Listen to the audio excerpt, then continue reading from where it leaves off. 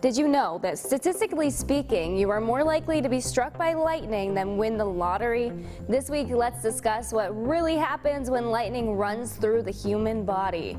There are actually 5 different ways to be struck by lightning. First, there's a direct hit, which occurs while standing in an open field. A strong current of charges from the lightning strike starts from the storm, cuts through the air, and then through the body as it makes its way to the surface.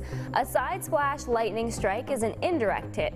Lightning first cuts through a tree and then hits a person.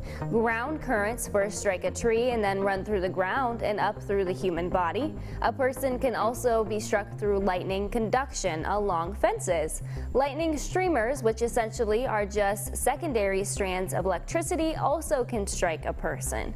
Lightning travels through the body both internally and externally. The most impacted parts of the body include sight and hearing, organs and skin, muscle and body tissue, as well as the nervous system. Once a person is struck by lightning, muscles contract, forcing the victim to jolt or jump, with muscular seizures likely. Skin burns are also seen on the skin, with the electric current flowing through the body and breaking blood vessels in streams. Motor damage within the nervous system and deep tissue damage occurs, with the heart being the most impacted organ within the body.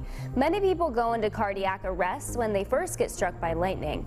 All of these direct impacts do not include the lasting damage also possible. If a victim does survive the strike, it's still possible to deal with the lingering impacts such as deep tissue destruction, loss of movement within limbs, and hearing or sight can also be completely lost. I'm meteorologist Jordan Jenna.